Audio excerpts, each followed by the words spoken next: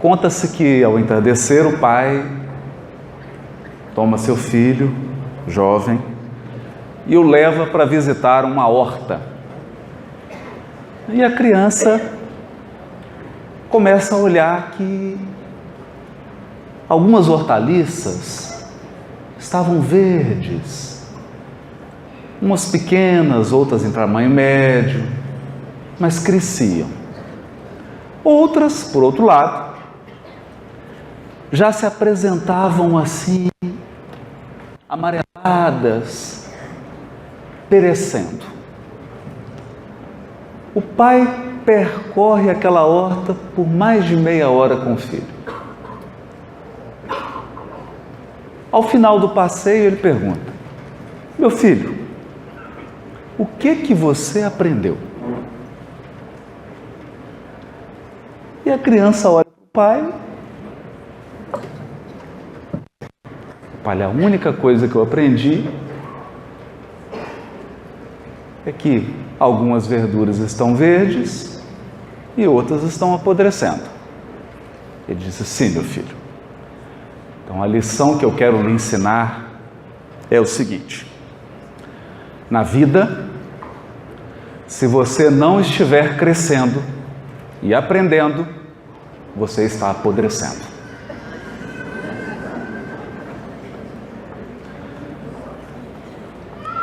Essa fala de um cuidador de hortas pode ser assim tratada e ampliada com os recursos que o Consolador nos traz para uma reflexão mais profunda. A evolução espiritual não tem fim. Nós estamos em constante processo de ampliação e de aperfeiçoamento. Toda vez em que sentimos forças da inércia nos convidando a parar, seja pelo cansaço, seja pelo desânimo, pelo desgaste das forças emocionais, psíquicas e espirituais, ou seja, pelo contentamento com o grau de excelência atingido, nós ingressamos nos terrenos da acomodação.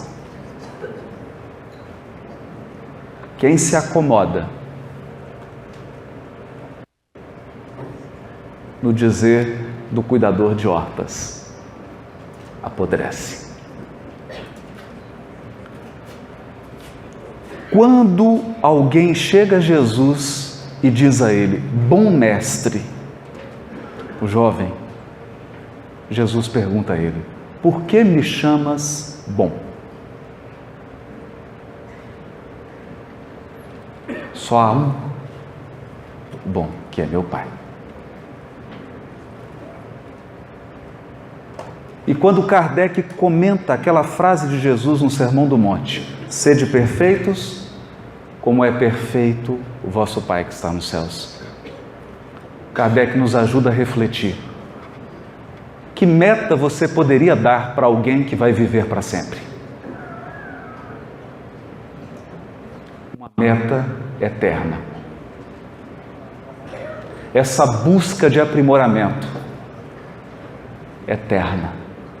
Essa busca de ampliação. Mas a acomodação tem aspectos peculiares, o que me lembra uma história pitoresca de Minas Gerais. O mineiro, andando pelas estradas cheias de curvas, para num posto de gasolina para abastecer. E durante o tempo que lá ele permanece, escuta um cachorro uivando, sem parar, chorando de dor. Depois de tanto tempo, ele se sente tão incomodado que pergunta ao dono do posto: por que esse cachorro está chorando? Ah, o que está uivando? É esse mesmo. É porque ele está deitado em cima de um prego. Ele pergunta assim, por que ele não levanta? É porque está doendo o suficiente para ele chorar, mas não doeu o suficiente ainda para ele levantar. Então a acomodação possui esses aspectos muito estranhos. Embora vinculados a situações ultrapassadas, embora preso a hábitos que não mais trazem qualquer benefício, nós passamos a tolerar uma espécie de dor e incômodo, porque ela ainda não atingiu o limite. O certo é que no mundo de transição, qual o que vivemos hoje, nós estamos exatamente nessa posição do cachorro. Está doendo o suficiente para muitos de nós derramarmos o nosso pranto. Mas talvez a pergunta que nos será feita é: já doeu o suficiente para que o mundo seja transformado? Para que faça novas opções? Para que substitua o paradigma do materialismo para o paradigma da espiritualidade? Para que os valores sejam substituídos? Essa é uma questão profunda. Na nossa reflexão dessa tarde, pretendemos pensar, meditar sobre a acomodação, mas num ângulo muito específico. Quando a acomodação se encontra com o amor. Será possível? No capítulo 32 do livro Palavras de Vida Eterna, comentando a primeira carta aos Coríntios, capítulo 13, versículo 7, quando Paulo diz assim: o amor tudo sofre. O amor tudo sofre. Emmanuel faz uma série de perguntas.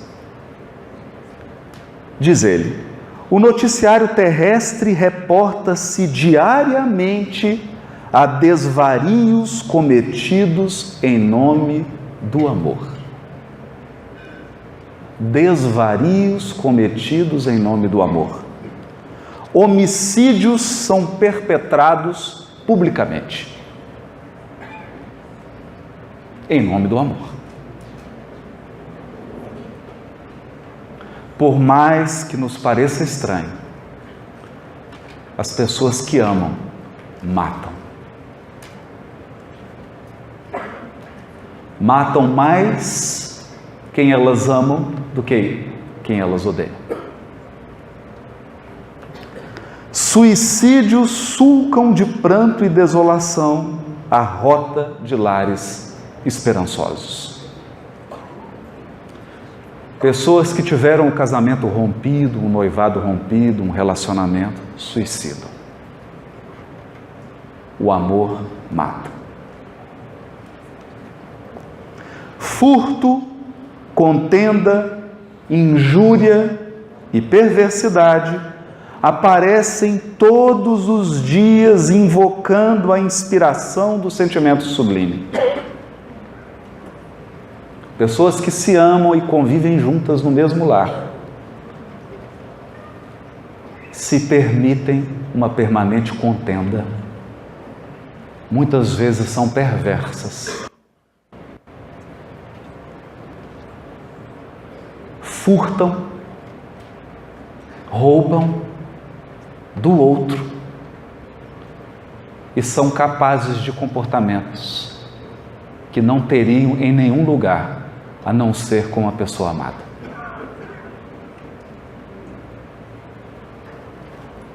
mulheres indefesas, homens dignos, jovens promissores e infelizes crianças, em toda parte, sofrem abandono e aflição sob a legenda celeste, a legenda do amor.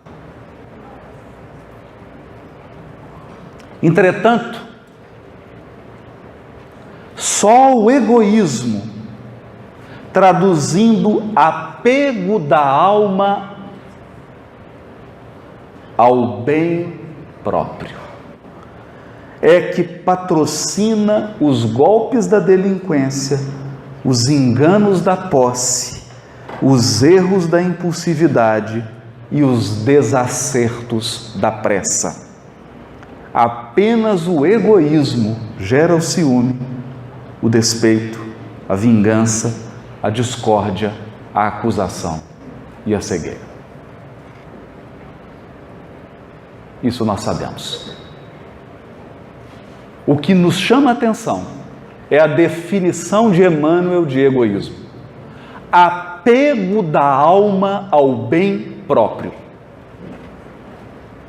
Todos temos o dever de buscar o bem próprio. O nosso próprio bem é dever. Mas o egoísmo é quando esse sentimento de busca do bem próprio se torna apego. Apego. E eu transformo o meu próprio bem num valor absoluto que precisa ser preservado e garantido, ainda que à custa do bem do outro. Esse é o egoísmo. Portanto, não é por amor que nós ferimos, é por egoísmo. Não é por amor que nos acomodamos, não é por amor que permitimos que hábitos milenares trazidos de muitas existências se repitam literalmente na nossa atual encarnação. É por egoísmo.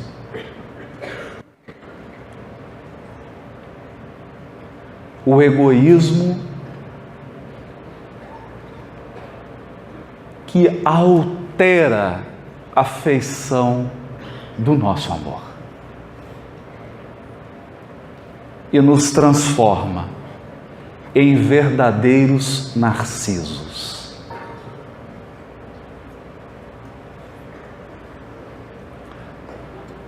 O fator mais desafiador do mito de Narciso não é propriamente a vaidade dele. O que mais nos chama a atenção em Narciso não é o fato de ele querer se ver a todo momento. Não é apenas do fato dele estar tão encantado consigo mesmo. O problema mais doloroso do narcisista é transformar o outro num espelho. Esse é o problema. Transformar o outro num espelho. Transformar um indivíduo, outro espírito, apenas num instrumento que me sirva. Apenas num instrumento através do qual eu possa buscar meu próprio bem.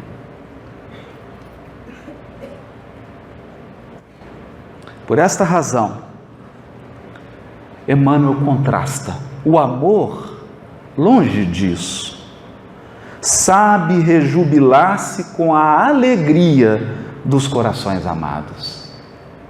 Por quê? Porque ele não está apegado à sua própria alegria. Quem ama verdadeiramente busca sua alegria, mas não está apegado a ela. Portanto, sabe também sentir-se feliz com a alegria do outro. Por que que o outro não pode se realizar ao meu lado?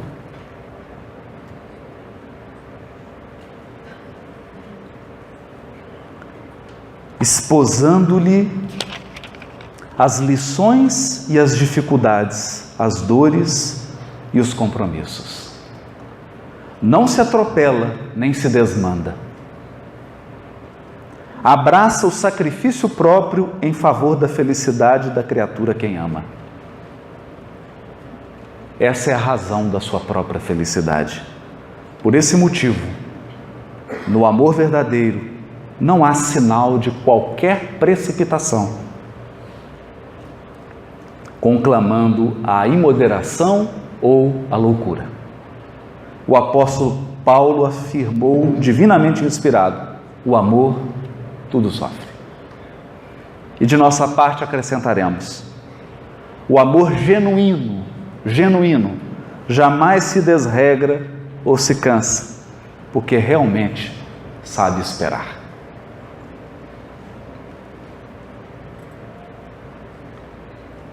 Se o amor bem compreendido não nos autoriza a acomodação, nós nos lembramos então de um caso do Chico. O repórter chegou para ele e perguntou assim: Chico, como que você vê a si mesmo?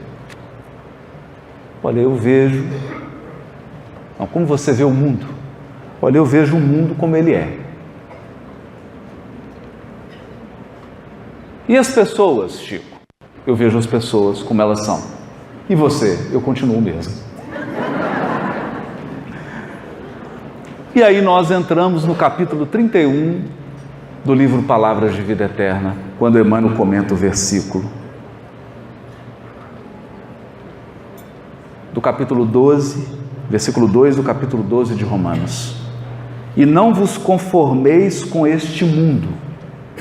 Não vos conformeis com este mundo.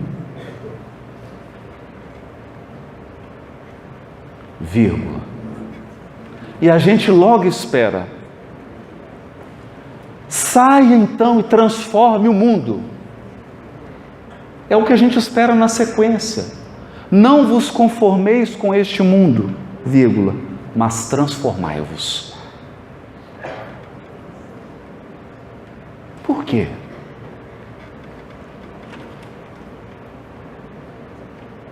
Eis aqui a receita. O aviso evangélico é demasiado eloquente, todavia é imperioso observar-lhe a expressão profunda. O apóstolo, divinamente inspirado, adverte-nos que, em verdade, não nos será possível a tácita conformação com os enganos do mundo, tanta vez abraçados espontaneamente pela maioria dos homens. No entanto, não nos induz a qualquer atitude de violência. Não nos impele a rebelião e a gritaria. Não nos aconselha azedume e discussão. A palavra da Boa Nova solicita-nos simplesmente a nossa transformação. Vamos traduzir isso em aspectos mais práticos.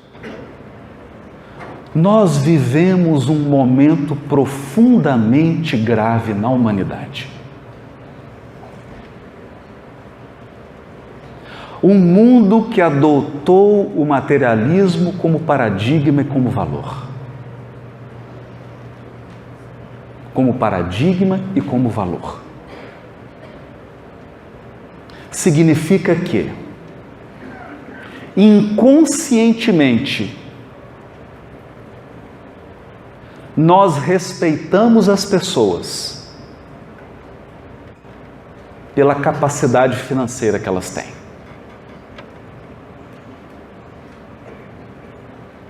Pela capacidade financeira. Basta que alguém exiba uma fortuna para conquistar a nossa admiração. Não importa se ele viva como um alguém em completa loucura espiritual. Nós aplaudimos e admiramos.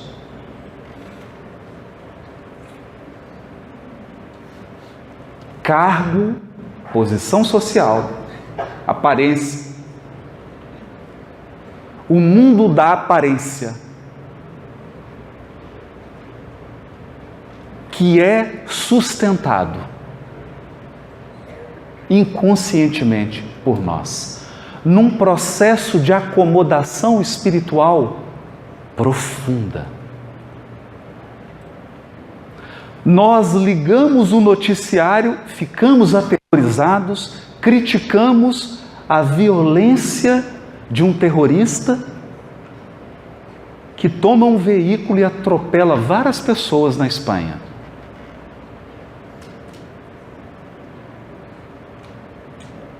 Mas não achamos incomum alguém que entre dentro de casa e exerça a mesma violência com os familiares.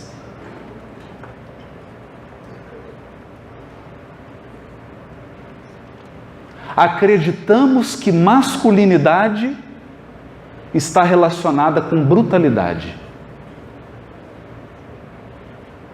E aplaudimos isso e ensinamos para os nossos filhos. Eu lembro de buscar o meu na escola e presenciar 2 amiguinhos dele que brigavam. E aí separaram as crianças, o pai veio buscar e disse assim para o filho: papai está orgulhoso porque você bateu.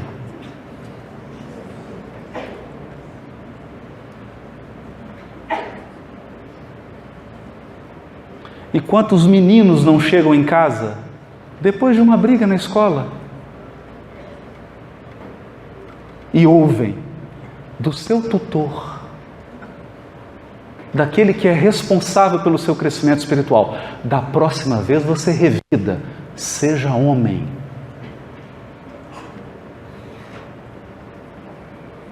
E esses valores são passados, a mãe passa isso para o filhinho. O pai ensina isso para o filho. E esses valores vão se perpetuando. Até quando? Até quando?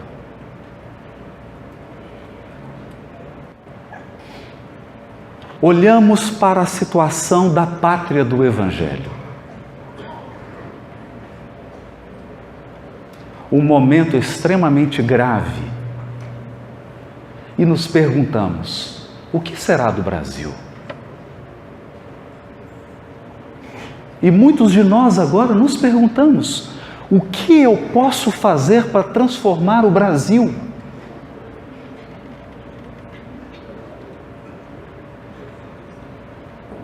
Esse versículo de Paulo nunca foi tão atual.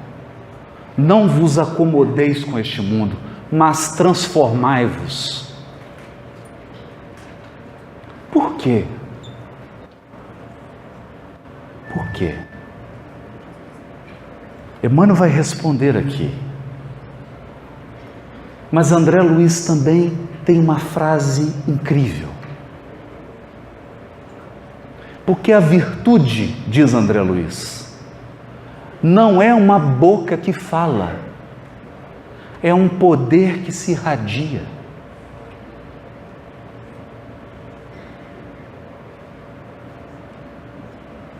Ninguém transforma uma nação que se mergulhou na corrupção. Na corrupção que nasceu no jeitinho. Nós demos tanto jeitinho que olha o que virou. Mas não será um palestrante com um microfone na mão que vai alterar a pátria do Evangelho. A transformação do mundo virá por corações que irradiam virtude.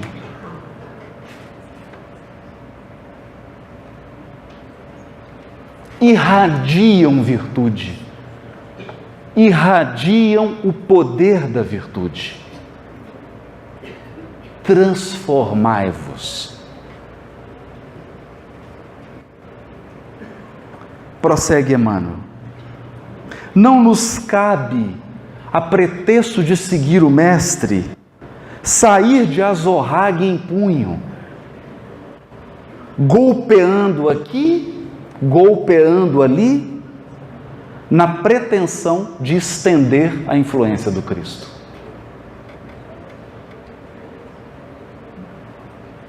É imprescindível adotar a conduta dele próprio, adotar a conduta do Cristo. Quem, nos conhecendo as viciações e fraquezas, suportou-nos sem dureza de coração. Suportou-nos sem dureza de coração, orientando-nos para o bem cada dia, com o esforço paciente da caridade, que tudo compreende para ajudar. Tudo compreende para ajudar. Não compreende para manter o desequilíbrio. Não compreende para ser conivente com o crime. Não compreende para ser conivente com o vício e com a acomodação. Compreende para ajudar. Não movimentes desse modo o impulso da força, constrangendo os semelhantes a determinadas regras de conduta, diante da ilusão em que se comprazem. Renovemo-nos para o melhor. Eleva o padrão vibratório das emoções e dos pensamentos.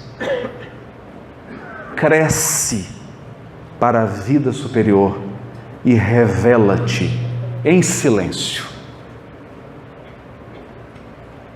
Crescer para os padrões da vida superior e revela-te em silêncio. Na altura de teus propósitos, convertendo-te em auxiliar precioso da divina iluminação do Espírito, na convicção de que a sementeira do exemplo é a mais duradoura plantação no solo da alma. A maior plantação que nós podemos fazer numa alma é o exemplo. Um fato que me chama muita atenção na leitura da obra de André Luiz são frases que os benfeitores dizem para as pessoas que eles estão assistindo. Por exemplo, Druso dirá assim: meu irmão, não te aflijas. Eu também já perambulei pelos vales escuros por onde você caminha agora. Olha que interessante isso. No final do livro Sexo e Destino, nós vamos compreender que o benfeitor que conduz toda a trama, que auxilia a todos, eu vou ter que contar o final. É um spoiler horrível esse, mas quem não leu, me desculpe. Félix foi o causador de toda a tragédia que ele estava ajudando a resolver. Ele foi o pivô. Isso significa que, primeiro, ele precisou percorrer o caminho da transformação pessoal, para depois corrigir, para depois auxiliar. E ademais, só corrige com êxito quem se corrigiu, quem passou pelo processo, quem enfrentou a luta da transformação pessoal, quem falhou várias vezes, tentou vencer um vício, tentou superar um hábito arraigado e tombou e passou pela humilhação de errar, sabendo que estava errando, e teve que levantar. Só alguém que passou por esse processo tem aquela serenidade, aquela autoridade moral para auxiliar quem ainda está caído.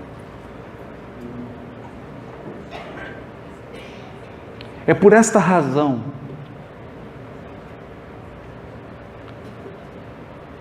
que no padrão de conduta do Cristo não há espaço para condenação. Jesus adverte, e às vezes com muita energia, mas ele nunca condena. Nunca condena. Nunca. Há um tempo atrás eu conversava com um amigo que é promotor, o Thales, um abraço para ele, né? E conversávamos sobre o aumento da violência no mundo. O aumento da violência.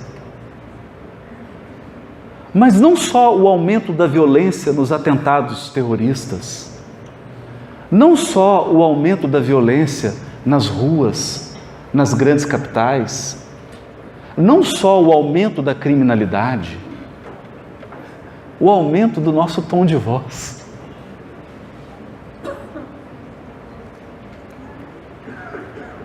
Como nós vivemos hoje numa sociedade agressiva. Lá em Belo Horizonte, quando eu acordo assim mais sensível, porque tem dia que você acorda mais... O download não fez ainda completo, está metade só do perispírito, você ainda está um pouco no mundo espiritual, um pouco aqui. Eu fico com medo de pegar o carro e dirigir. Porque a agressividade no trânsito é uma coisa impressionante. As pessoas são capazes de gestos para passar uma posição na frente. Gestos que elas não fariam se não tivessem atrás do volante. Elas não fariam isso. Pessoalmente elas não fariam. Mas o volante protege, você se esconde. Por exemplo, talvez você nunca dissesse olhando nos olhos aquilo que você disse escrevendo num e-mail. Dentro de instituições, inclusive espíritas, as pessoas mandam cada e-mail que parece um vale. Se fosse um soco, era nocaute.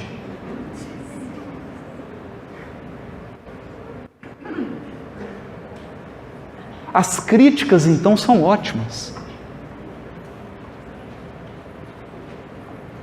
São ótimas. Agora, recentemente, circulou um grande vídeo de uma audiência, não vou nem dar detalhes, porque a violência está tão grande que hoje as pessoas não se contentam em criticar ou em corrigir, tem que humilhar.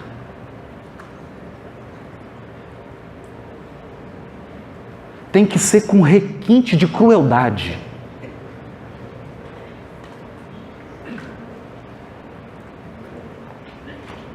Porque corrigir é uma coisa. Você chega e fala, meu amigo, você não foi tão bem aqui, né? Acho que não ficou legal essa sua fala, você poderia... Não, não é assim. A pessoa, ela quer te ferir, ela quer te diminuir.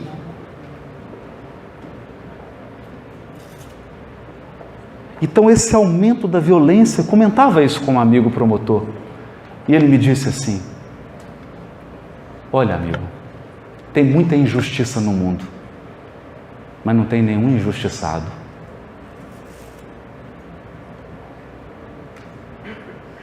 Nenhum injustiçado. Isso nos leva a uma reflexão muito profunda, muito profunda, muito profunda mesmo. Emmanuel, no livro Emmanuel, é o livro em que Emmanuel está mais bravo. está enérgico, não agressivo, mas enérgico. Ele precisava definir pontos,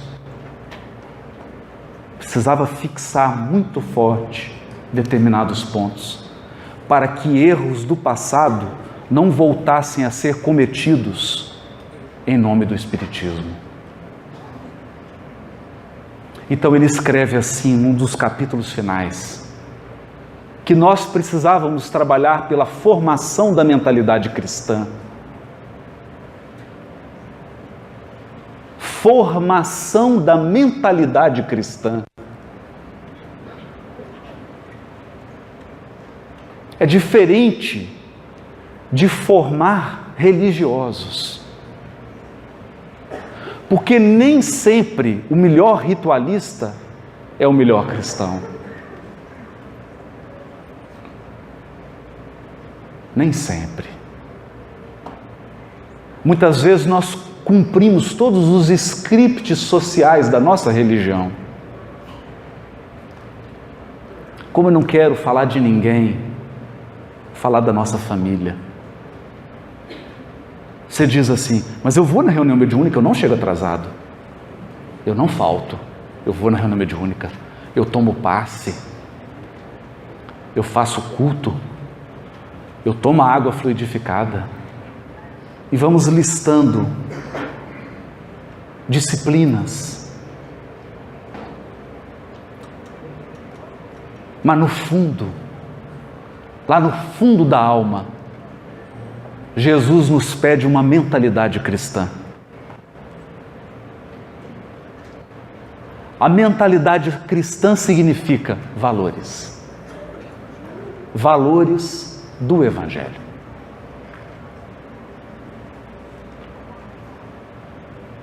Sem a formação desses valores, fica difícil uma autotransformação. E mais difícil ainda, a transformação do mundo.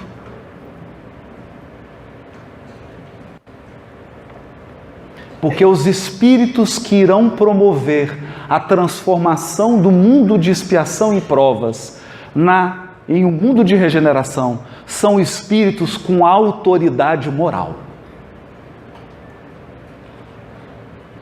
Autoridade moral.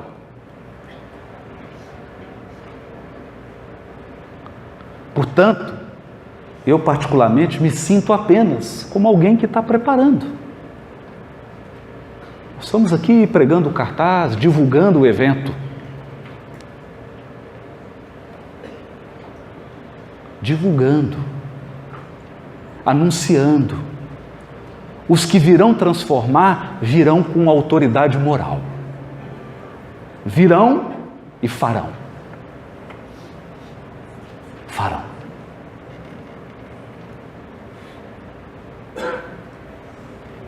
Porque terão um tão alto grau de compromisso com a própria iluminação, um tão grande compromisso com a sua própria transformação, que irão contagiar. Contagiar.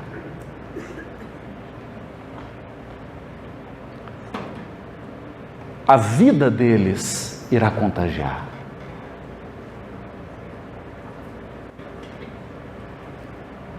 Uma força que vai se irradiar. Por isso, Emmanuel conclui essa mensagem dizendo: não te resignes aos hábitos da treva. Não te resignes. Mas clareia-te por dentro. Clareia-te por dentro, purificando-te sempre mais, sempre mais. A fim de que a tua presença irradie em favor do próximo a mensagem persuasiva do amor, para que se estabeleça entre os homens o domínio da eterna luz. Porque é o próprio Emmanuel quem diz: a treva da noite não é vencida com golpes. Você pode tentar. Tenta vencer a escuridão com golpes. Não. Basta acender uma luz. Basta acender uma luz. Esse é o nosso desafio. É por isso que, nesse momento grave, gravíssimo, nós somos convocados,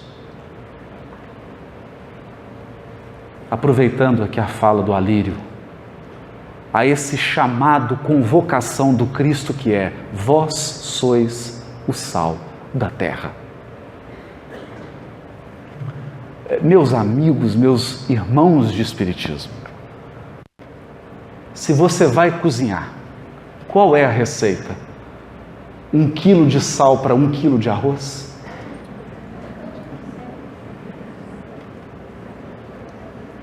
Dois quilos de sal para 1 quilo de feijão? Eu me pergunto isso sempre. Toda vez que eu assumo essa responsabilidade de subir aqui com todas as minhas deficiências para falar do Evangelho, eu penso nisso. Se eu não estou numa falsa expectativa de maioria numérica. Falsa expectativa de maioria numérica. Quando nós sabemos, meus amigos, que basta pequenas colheres de sal para muitos quilos de alimento. O sal é sempre minoria, ele é pouco, porque a força dele é extraordinária. Extraordinária. Eu só posso dizer daquilo que eu testemunhei.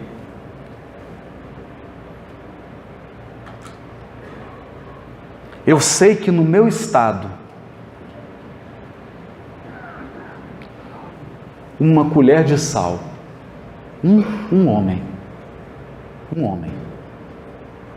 mudou o meu testemunho de mineiro, mudou o estado.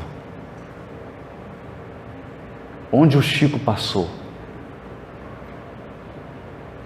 ele deixou um rastro de mentalidade cristã.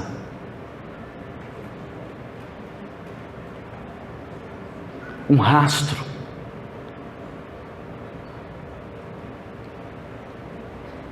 E como que eu posso exemplificar isso? Contando algumas experiências de pessoas que até hoje foram impactadas, profundamente impactadas. Porque às vezes basta um pequeno esbarrão para que se mude o roteiro da sua vida. Muitas vezes um encontro, uma palavra que alguém te diz mudará o destino da tua encarnação.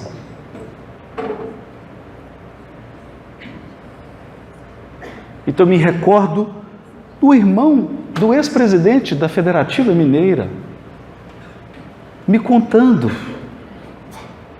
que um dia ele chega para a reunião com o Chico triste, porque tinham entrado no escritório de contabilidade dele, roubado tudo. Os ladrões entraram, jogaram a mesa no chão, destruíram tudo. E ele, quando chegou para trabalhar e viu aquilo, ficou desolado. É uma sensação muito ruim. Muito ruim. E ele então chegou na reunião com o Chico, e o Chico captou aquela desolação nele.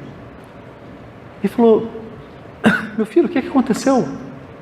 Ele disse: Chico, entraram no escritório, roubaram tudo, jogaram no chão, quebraram tudo, Chico.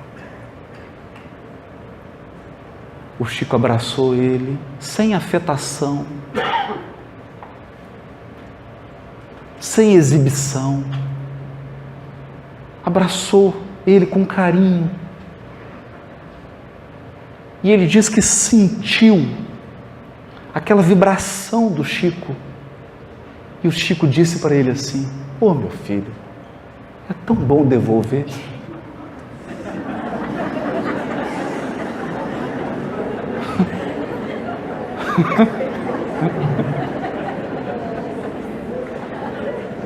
É tão bom devolver.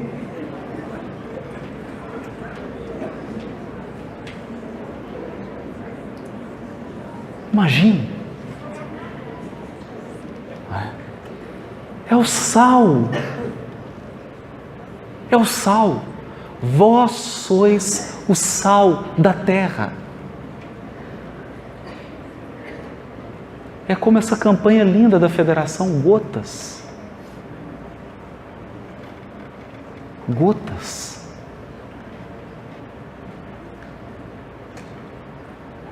Então, às vezes, nós nos encantamos com projetos numéricos.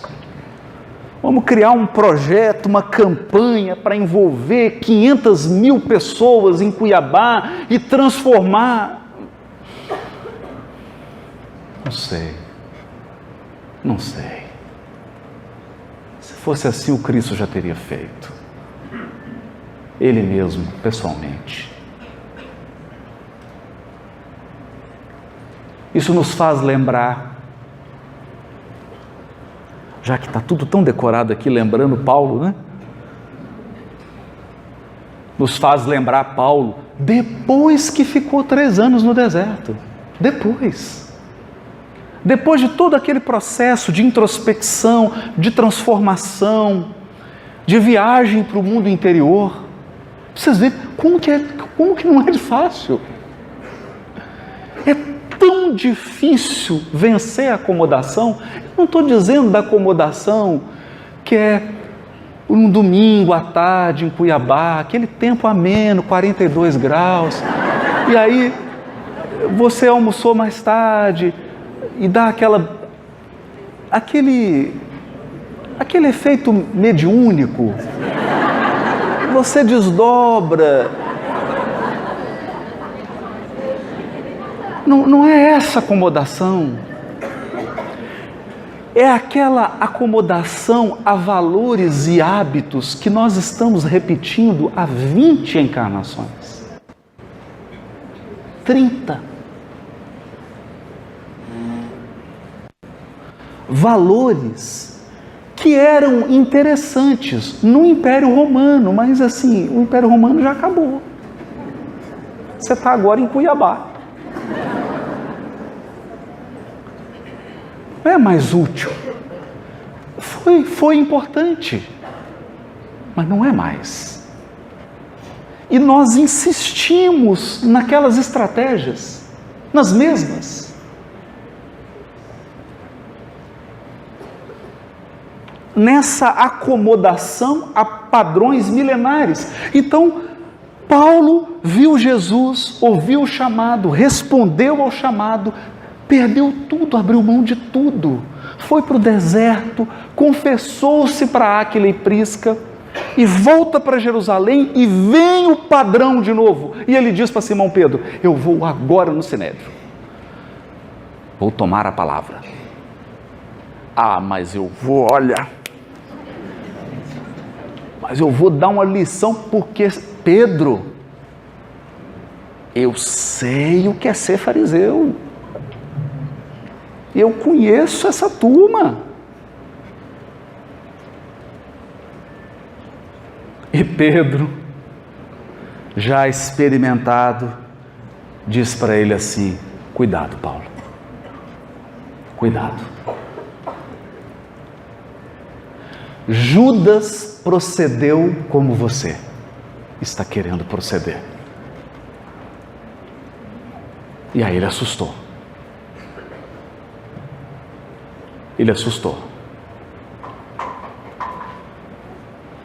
Porque Simão Pedro revela para ele que Judas quis inverter o processo, transformar primeiro o mundo para depois fazer a transformação pessoal.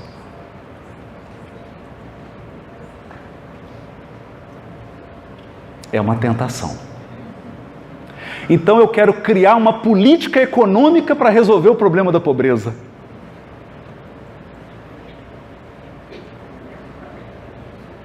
E se a pobreza for do espírito? De valores espirituais? Você tira a pessoa da carência social, mas não consegue tirá-la de um processo de acomodação espiritual.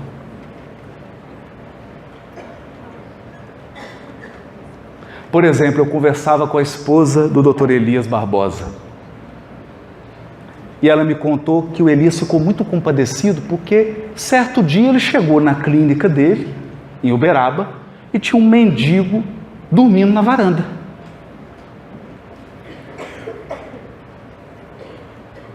E o Dr. Elias falou: meu Deus, meu filho, o que é isso?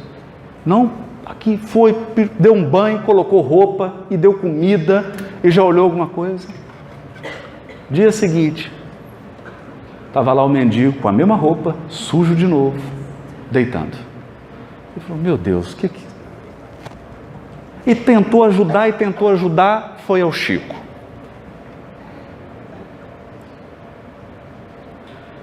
O Chico virou para ele e disse assim: Dr. Elias, faça tudo o que você puder para ajudar esse irmão, meu amigo, mas não alimente muitas expectativas. Ele carrega um processo de culpa tão profundo, um complexo de culpa tão profundo, que ele traz de outra existência, que ele não se permitirá ser algo que não seja um mendigo. Ele vai embora. 2 dias depois, o mendigo sumiu. Já tinha emprego preparado, roupa, comida, toda assistência, toda a rede de assistência da caridade espírita. E ele foi embora. Então Paulo acreditava nessa ilusão de que eu posso criar um programa para transformar o mundo antes de transformar o ser humano. Ou que eu posso me engajar num programa de transformação do outro antes de me transformar. Não vai funcionar. Não vai.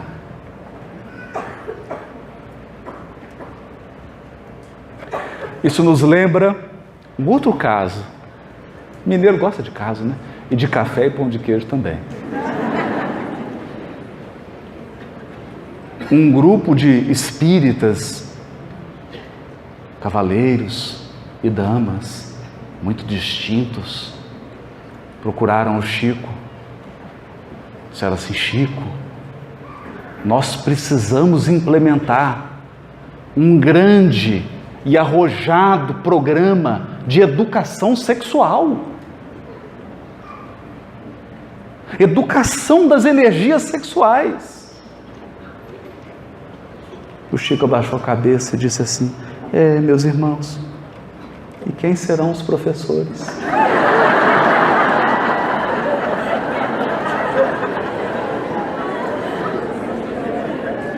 Quem serão os professores?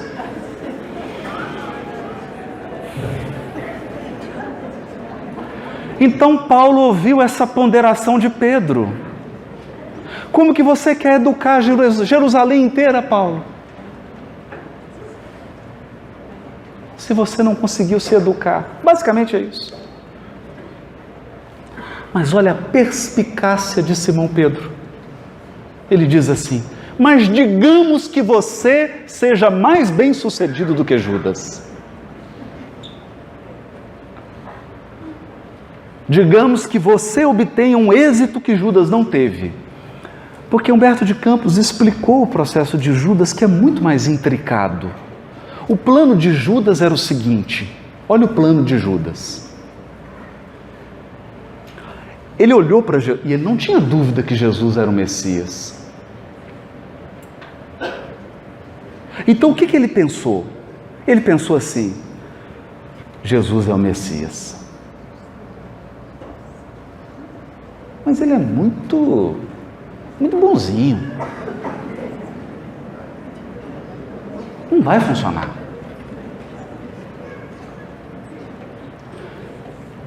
Ele vai precisar de alguém que faça a parte assim mais bruta.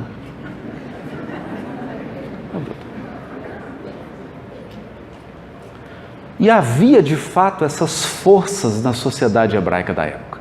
Então ele falou assim: vamos fazer o seguinte, a gente prende ele, porque ele fica lá quieto, orando ao Pai, e a gente faz a revolução. Lutamos com o Império Romano, fazemos a guerra, conquistamos a autonomia administrativa e financeira da nação escolhida, cortamos algumas cabeças, natural. Na hora que tiver tudo pronto, a gente entrega o reino para ele.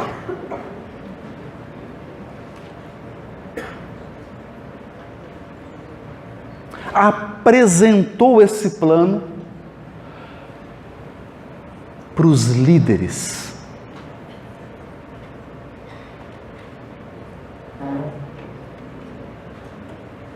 E aqueles homens versados na maldade, com aparência de bondade, fala: claro, seu plano é extraordinário. Nós vamos te dar até um adiantamento aqui, se você começar, né? Não precisou nem do programa Gotas da Federação, já ganhou logo uma bolsa, vamos aqui o primeiro recurso, e então você vai agora nos ajudar, a gente aprende ele, né? Você convence ele, porque esse homem escapa, já tentamos prender ele escapa. Você convence, a gente prende, faz a revolução, depois solta. Só que era uma armadilha. Quando ele percebeu que fora vítima de um engano tão pueril, ele se suicidou.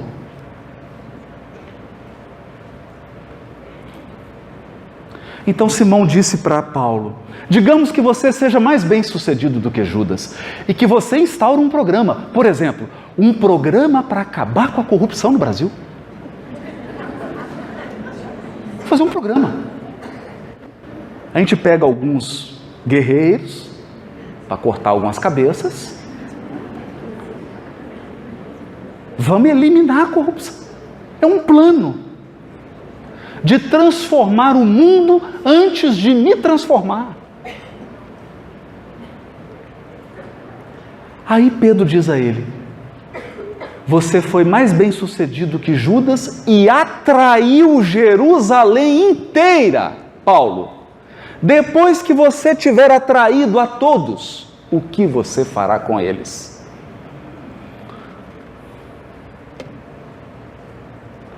Paulo, o nosso trabalho não é de atrair, é de converter. Converter. Não atrair. Atrair exige certas habilidades, mas não é tão difícil assim. Não é tão difícil assim. Você atrai uma multidão, mas Paulo, quem converte é o Cristo. Nosso trabalho é de pescar almas para o Cristo, não para nós. Nós não temos essa força moral. Não temos. Por isso, não vamos nos contentar com esse mundo de expiação e provas. É claro, nós temos uma árdua tarefa pela frente. O mundo está repleto de injustiça. A minha vida está repleta de injustiça. Repleta. Eu me lembro, o Chico foi visitar uma pequena cidade, aí Você já sabe que pequena cidade, a gente já sabe como é que é, né? Então foi aquele alvoroço, né? Aí eram todas as autoridades, o prefeito, todos os vereadores, o juiz, o promotor, o delegado, todo mundo se reuniu, aquelas autoridades, e perguntaram para o Chico: nossa cidade é bela, né? Qual local você quer conhecer, Chico? A gente te leva. Ele: a cadeia pública. Nossa Senhora. Hoje tanta coisa, né? Tem o lugar lá do bolinho de arroz, tanta coisa boa para ver, né? Ele queria ver a cadeia pública. Entrou na cadeia. Aí chegou: aqui é a cadeia pública. Não, mas eu quero entrar lá onde estão os presos. Ai, meu Deus do céu. E entra aquele aparato todo de segurança, e entra delegado, e juiz, e promotor, e prefeito, e vereador, e, né? Estão os presos.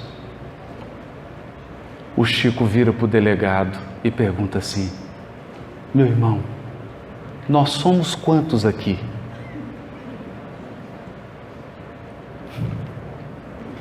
O delegado começa a chorar. Ele não perguntou: são quantos presos? Ele perguntou: nós somos quantos aqui? Sabe por quê? Porque um dia ele perguntou para Emmanuel: Emmanuel, o que é um criminoso? Emmanuel respondeu para ele: Chico, é qualquer um de nós que foi descoberto.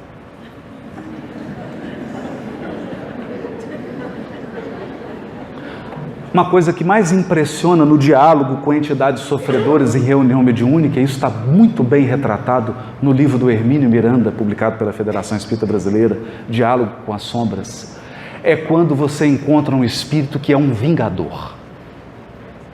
Ele vem e diz: eu estou aqui para fazer justiça. Não defenda ela, não defenda ele. Estou aqui para fazer justiça. Você não sabe quem ele foi? Por que você está com dozinha dele?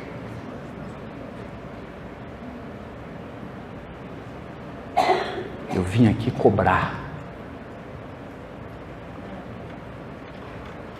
E o diálogo prossegue com amor, com sabedoria. Está lá no livro Diálogo com as Sombras. E aí o Hermínio diz para o espírito assim: tem um processo na sua frente. Ele fala: que processo é esse? O seu. O seu. E o espírito, quer dizer, a espiritualidade consegue criar aquele objeto que continha parte da história daquele espírito, algumas encarnações, e quando ele toma contato com as atrocidades cometidas, esse espírito entra em profunda perturbação.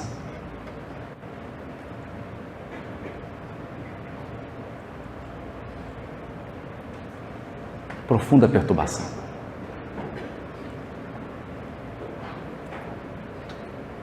Eu me lembro de um amigo,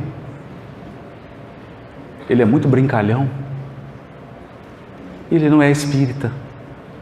Então um dia ele me mandou uma mensagem assim: Haroldo, sabe o que é inferno? Eu sabia que vinha alguma coisa assim. Falei: não sei. É você desencarnar, chegar aí no mundo espiritual que você fala, e tem uma tela gigante, uma multidão de gente, e todas as suas conversas no WhatsApp passando. Brincalhão.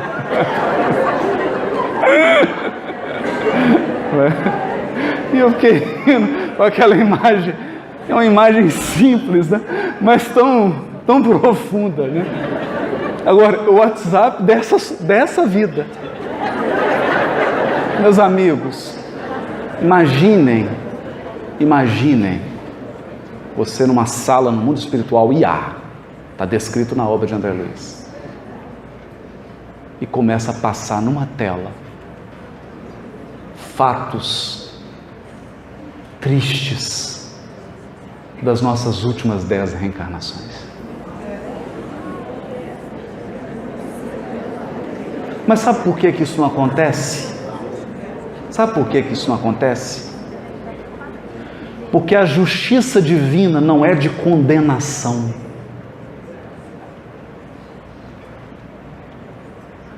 A justiça divina não é de humilhação. A justiça divina é de recuperação, de restauração.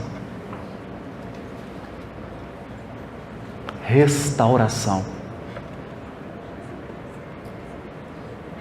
Por isso, a bênção do esquecimento.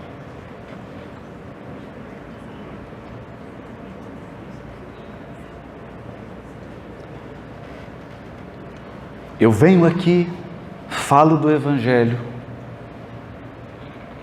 e não me recordo. Por quê? Porque Deus é tão justo, é tão misericordioso, que Ele não me quer constrangido no processo de restauração e de reconstrução do meu destino.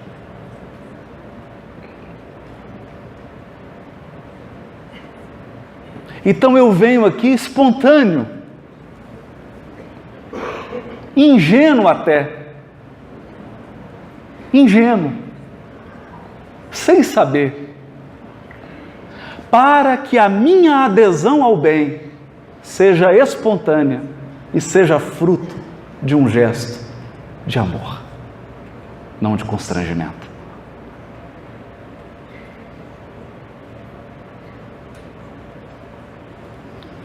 O mundo será transformado.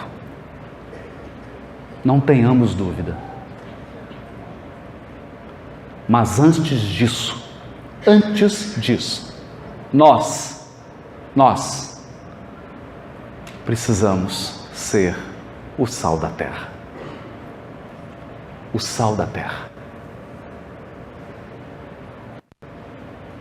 Que a nossa força de autotransformação, que o nosso compromisso nessa abençoada encarnação em que temos o Consolador prometido. Eu não me envergonho tanto das últimas encarnações minhas, porque eu não tinha o Consolador prometido. Mas agora eu tenho, é uma responsabilidade. É uma responsabilidade. Agora, com o Consolador prometido, nosso processo de transformação será mais efetivo. É a nossa esperança. É a nossa fé, mas é também o meu desejo para todos vocês. Muito obrigado. Com a clareza que lhe é característica, o expositor Haroldo Dutra Dias nos convida a aprofundar a compreensão das leis que orientam nossa trajetória evolutiva. Ao acompanharmos suas reflexões, torna-se evidente a necessidade inadiável de uma renovação pessoal contínua.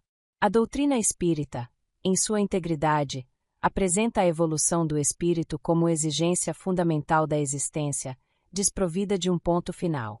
Cada encarnação constitui uma oportunidade singular de aprimoramento das potências da alma, evidenciando que a estagnação representa um processo silencioso de desgaste moral e intelectual. A acomodação, nesse contexto, configura-se como uma pausa indevida no movimento incessante do progresso, sinalizando uma resistência velada à lei que rege a ascensão de todas as criaturas. Tal postura, por vezes, decorre de uma satisfação superficial com o estado atual do ser, desconsiderando as inúmeras possibilidades de desenvolvimento integral que a vida oferece. No cerne da doutrina, o egoísmo é apresentado em sua expressão mais nociva, o apego desmedido ao que nos pertence. Não se trata do anseio legítimo por bem-estar, mas da absolutização do eu, que subordina os interesses coletivos aos desejos pessoais. Atitudes desprovidas de amor, embora comumente confundidas com gestos de afeto, revelam-se, na verdade, distorções morais agravadas pela inércia do espírito. O narcisismo, nesse cenário, desponta como desdobramento desse egocentrismo, reduzindo o outro a uma mera extensão ou instrumento do próprio ego. O Evangelho, em sua sabedoria perene, não propõe a conformação com as ilusões do mundo. A exortação "não vos conformeis com este mundo" não é um apelo à rebeldia exterior nem à crítica destrutiva, mas à transformação interior do ser. Essa mudança se inicia no campo íntimo, nos pensamentos e sentimentos, e se estende à reorientação dos valores que norteiam a existência. A verdadeira renovação social nasce, assim, da irradiação silenciosa das virtudes cultivadas por cada indivíduo, constituindo uma força moral que ultrapassa palavras e impõe-se pela vivência. A autoridade dos espíritos superiores se edifica sobre essa base sólida: a superação constante de si mesmo e a prática incansável do bem. A justiça divina, em sua sabedoria infinita, não visa punir, mas restaurar e redimir o espírito. O véu do esquecimento que encobre as vidas pretéritas é um recurso misericordioso, que permite ao ser recomeçar livre do peso das culpas, impulsionado pelo amor e pela convicção, e não pelo temor. Essa perspectiva dissolve a ilusão de que o mundo se transformará antes do indivíduo, reforçando o princípio de que a mudança social reflete, inevitavelmente, a renovação interior de seus membros. A presença do Consolador prometido, a doutrina espírita, nos confere uma responsabilidade elevada. Mais do que um acervo conceitual, ela representa um apelo contínuo à vivência do Evangelho em sua essência. Somos convocados a ser o sal da terra, uma presença discreta, mas profundamente transformadora, capaz de preservar e vitalizar o ambiente onde se encontra. Que essa consciência nos conduza a um trabalho perseverante de autotransformação, edificando em nós a mentalidade cristã de que o mundo carece com urgência.